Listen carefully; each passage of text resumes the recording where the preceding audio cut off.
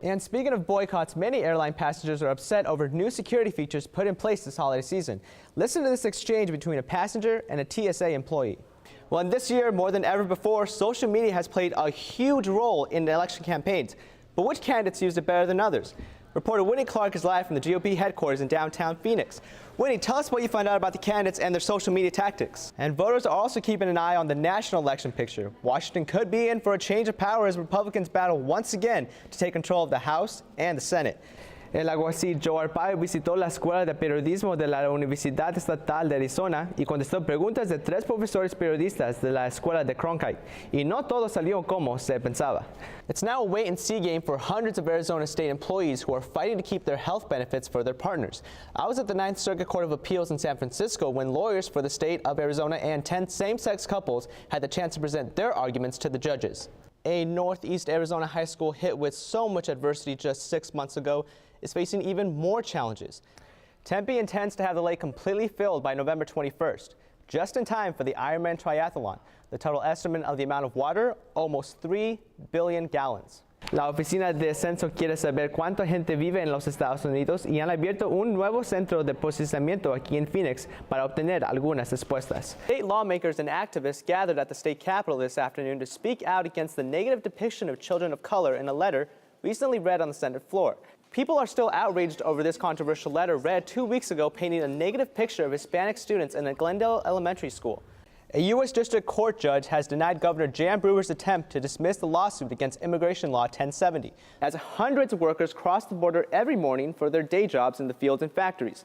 Cronkite News reporter Lisa Rule was there to witness this city come to life before the sunrise.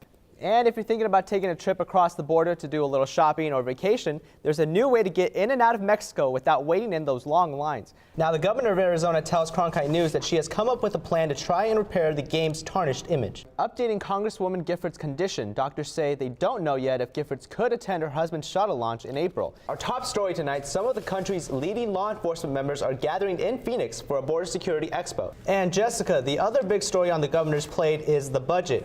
Did she say anything about restoring transplant coverage in this new budget proposal or where that funding might come from? 2 controversial bills that have sparked a lot of debate at the Arizona State Capitol are now in a holding pattern. This was the scene yesterday as protesters flooded the state capitol, most of them against Senate Bills 1308 and 1309, bills that challenge the 14th Amendment's birthright policy. That's right, Kylie, and as you can imagine, this came as a shock to the residents of Nogales as they wonder why their city is now considered dangerous.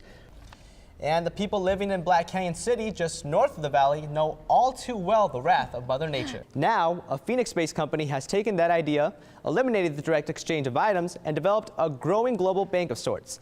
Our top story tonight, the U.S.-Mexico border. Homeland Security is now trying to figure out what to do to keep people from crossing into the U.S. illegally.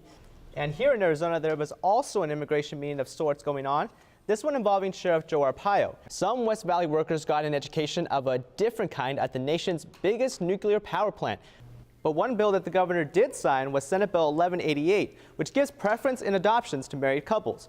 Changing gears now to a story that we've been following. The execution of inmate Jeffrey Landrigan was not carried out this morning due to controversy over the lethal injection drugs. Here's some video from the execution site in Florence. Landrigan's lawyer said that the first of the 3 drugs would not make him fully unconscious before stopping his heart, causing him to suffer. A U.S. shortage of the drug sodium thiopental has prompted the U.S. to find the drug elsewhere. The effects of Prop 203 are beginning to settle in, and as cities prepare, we're left wondering what's next. Reporter Jacqueline Kelly joins us now in the newsroom with some answers. Jacqueline, let's go ahead and send it out to our sports reporter Dan Nettles, who is enjoying that beautiful weather at Tempe Diablo Stadium. Dan, how's it going out there?